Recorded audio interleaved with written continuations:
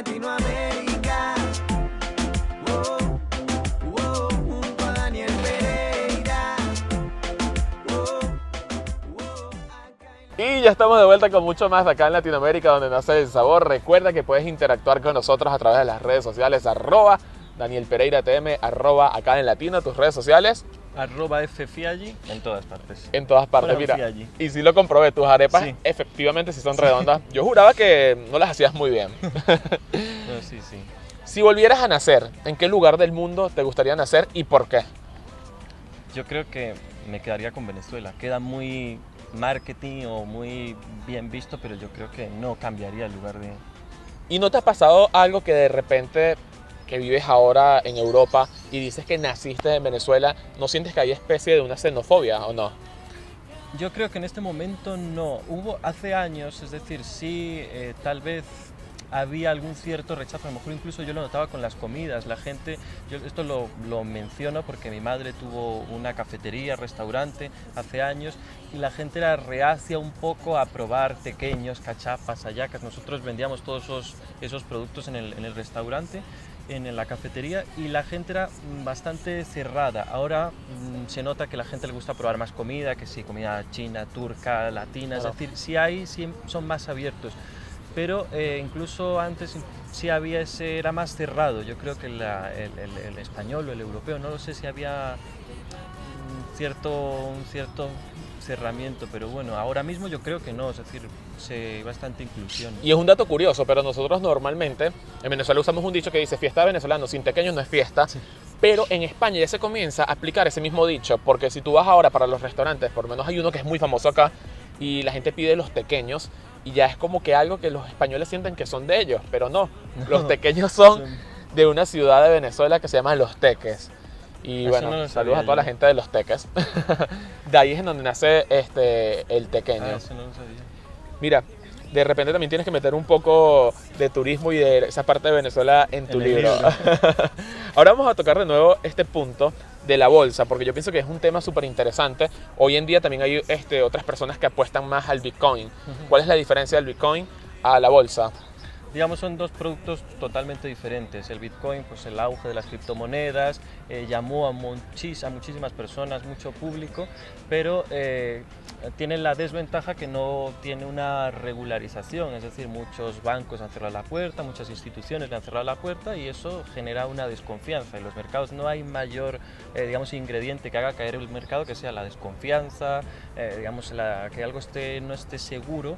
Y el Bitcoin es algo de ello. Yo tampoco soy reacio a las criptomonedas, ni estoy ni a favor ni en contra, pues simplemente no es un producto que a mí me interese para operar.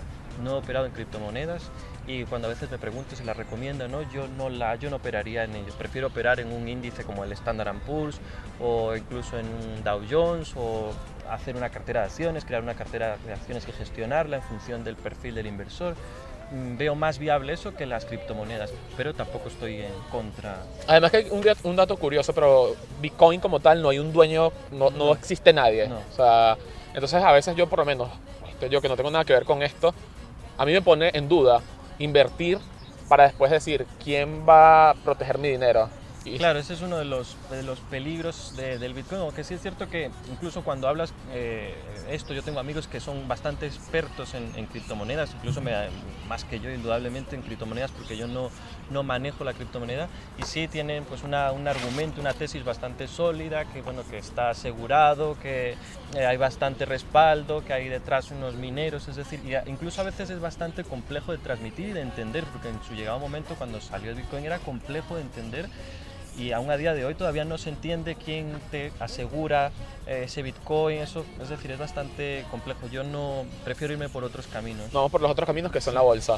Pero también no es complejo llevar la bolsa, porque tú me decías hace rato en la parte anterior que esto depende de los altos y los bajos, Sí. pero cuando cae, por decirte, el mercado, es ahí en donde está la fortaleza y es en donde tienes que invertir más, ¿cierto? Sí. Digamos que lo que tienes que hacer es, cuando se producen esas caídas, es apostar, entre comillas, que el mercado va a caer y tú vas a ver ese rendimiento a medida que va cayendo el mercado.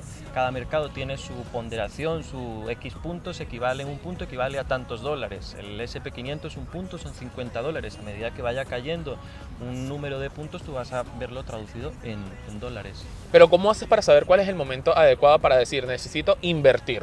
Eso lo sabes con el análisis técnico, es decir, el análisis técnico son los estudios que te permiten a ti entender el mercado, Más o menos. entender los gráficos. Los gráficos hay que entenderlos. Eso es.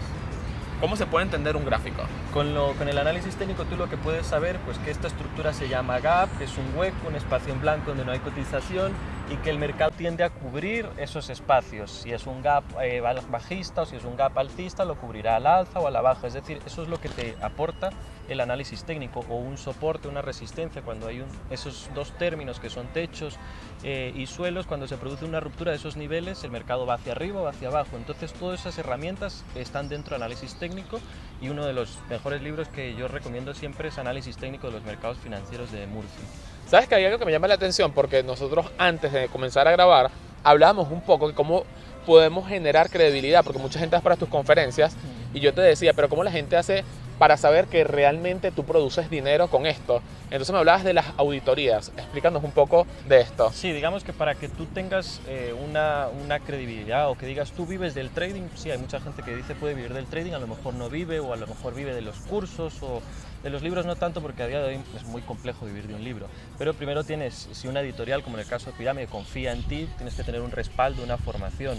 Luego, por otra parte, las auditorías, que tú comienzas con una cuenta y realizas con un notario un seguimiento de la evolución de esa cuenta. Entonces tú vas teniendo una rentabilidad notariada y dices, bueno, esto, lo que está ganando es cierto, son pruebas concretas. Y luego, por otra parte, yo en mi caso, en los cursos, en los seminarios que imparto aquí en Santiago de Compostela, en Miami, donde organicemos los cursos, siempre, de hecho lo podrán constatar mis alumnos, siempre se realiza operativa en vivo. Yo, de hecho, soy muy claro cuando la plataforma está en simulado, en demo, con dinero ficticio, y cuando está en real. A mí no me interesa enseñarle al alumno, oye, esto está en simulado y hay que comprar aquí, pero no estoy ganándome el dinero.